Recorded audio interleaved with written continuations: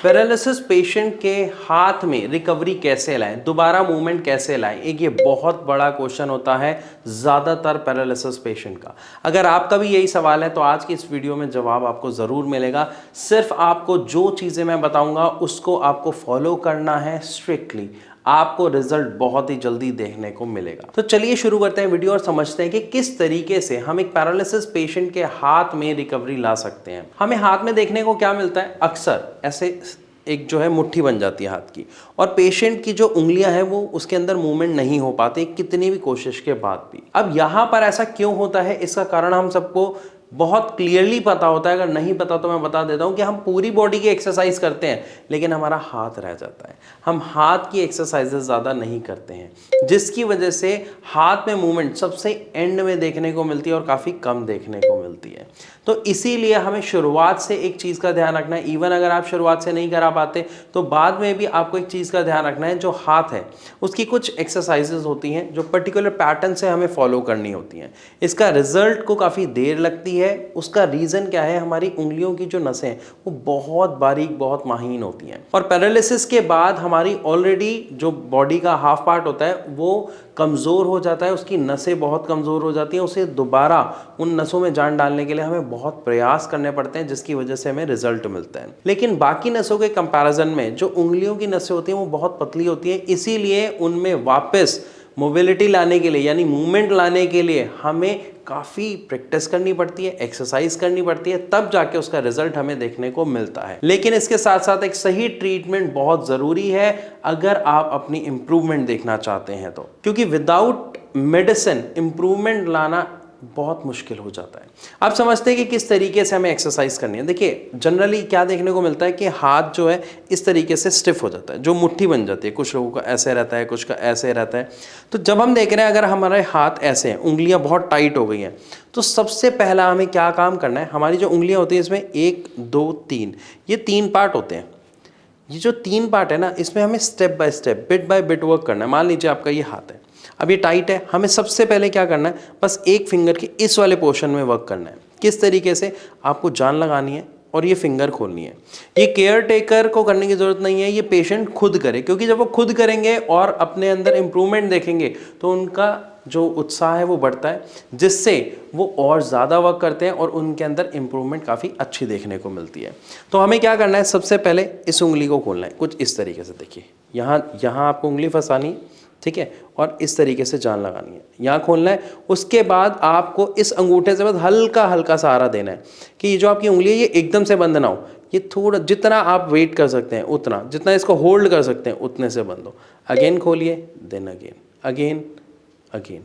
ये आपको 10 to 12 times करना है हर एक फिंगर से। 4 फिंगर है, चारों पे करना है। नेक्स्ट खोलें, तो जब आप नेक्स्ट के ऊपर वर्क करेंगे तो ये बंद हो जाएगी। आप नेक्स्ट के ऊपर वर्क करेंगे, उसे खोलेंगे, फिर वो बंद हो जाएगी, फिर खोलेंगे, अगेन आपको होल्ड करना है, फिर वो धीरे धीरे बंद होगी, फिर आपको दोबारा खोलना है, फिर बंद हो जाएगी। इसी तरीके से नेक्स्ट एंड नेक्स्ट। ये जितना आसान हम कर पा रहे हैं या मैं आपको करके दिखा रहा हूँ, उतना ही मुश्किल ये एक पैरालिसिस पेशेंट के लिए है। इसीलिए यहाँ पे हमें पेशेंस रखने की बहुत ज़्यादा ज़रूरत है। जब आप 10 to 12 टाइम्स हर एक फिंगर से कर लेंगे उसके फर्स्ट स्टेप के साथ, देन हमें क्या करना है, उसके जो नेक्स्ट मूवमेंट है यानी इस वाले तक, हमें अब ये इतनी खोलनी है, इतनी। जब हम इतनी खोलेंगे तो हमारी फिंगर पूरी खुलेगी। अब जैसे ही आप पूरी फिंगर खोलेंगे तो आप इसको अगर हटाते हैं तो ये फिंगर फटाक से बंद हो जाएगी। तो हमें क्या करना है, इसको दोबारा फिंगर को खोलना है एंड देन होल्ड रखना है नीचे, ताकि जब ये जाए तो ये धीरे धीरे जाए। और कोशिश करनी है कि इसमें जितना होल्ड कर सकते हैं कि इसको बंद नहीं होने देना, लेकिन वो बंद होगी, कोई दिक्कत नहीं है। अगेन उसे जान लगा के खोले एंड देन होल्ड, फिर वो बंद होगी। अगेन आपको 10 to 12 टाइम्स करनी है। किसके साथ, सभी फिंगर्स के साथ। आपने खोली तो ये वाली फिंगर तो खुली नहीं रहेगी, ये वापस बंद हो जाएगी। तो आप जब खोलेंगे फिर ये दोबारा जाएगी। धीरे धीरे जब आप डेली इसी तरीके से प्रैक्टिस करेंगे तो आप देखेंगे कि आपकी फिंगर्स के अंदर मूवमेंट आ रही है। बट एक चीज़ ध्यान रखें, यही सेम चीज़, सेम प्रैक्टिस, सेम सेट आपको अपने थंब के साथ, अंगूठे के साथ भी करना है। अंगूठे में हम देखते हैं 2 मूवमेंट्स हैं, इसलिए आप जब पूरी फिंगर्स कर रहे हैं तब आप अंगूठे को उसके साथ रखें। तो जैसे मेरा हाथ ये है, पेशेंट का हाथ ऐसे रहेगा कि जब आपने ऐसे खोला एंड देन बहुत मेहनत लगेगी, देन आपको यहाँ से होल्ड करना है, hold hold hold hold hold hold, बंद। अगेन ओपन आप इसे करेंगे ऐसे, फिर ये जान लगेगी एंड बंद। जब आप इस तरीके से प्रैक्टिस करेंगे तो यहां पर आप क्या देखेंगे, आपके हाथ में हल्का हल्का पेन होगा। अगर फिंगर को ओपन करते वक्त आपका पेन ज्यादा हो रहा है तो आपको जबरदस्ती नहीं करनी है, जितनी फिंगर आराम से ओपन हो रही है आपको वहीं तक करनी है।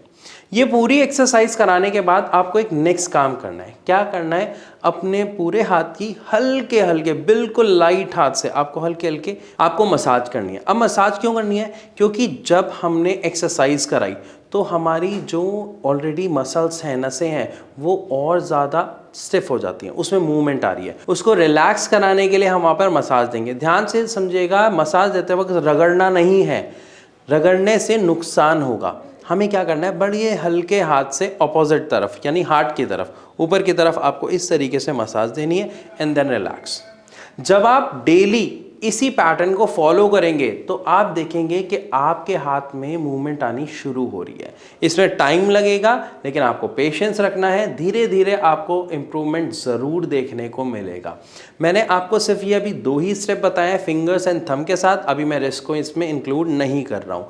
जब आप ये कर लेंगे, आपको किस तरीके से इम्प्रूवमेंट आ रहा है आप कमेंट में ज़रूर शेयर करें। इसके बाद मैं नेक्स्ट वीडियो आपके साथ शेयर करूँगा जिसमें मैं हैंड के नेक्स्ट लेवल की एक्सरसाइज इसमें इंक्लूड करूंगा। आई होप ये वीडियो आपको अच्छी लगी होगी। अगर हाँ तो वीडियो को लाइक ज़रूर करें, कमेंट करें, अपना सवाल पूछें अगर आप कुछ पूछना चाहते हैं, और इस वीडियो को ज़्यादा से ज़्यादा शेयर करें। ऐसी और वीडियोज़ के लिए हमारे चैनल को सब्सक्राइब करना बिल्कुल ना भूलें।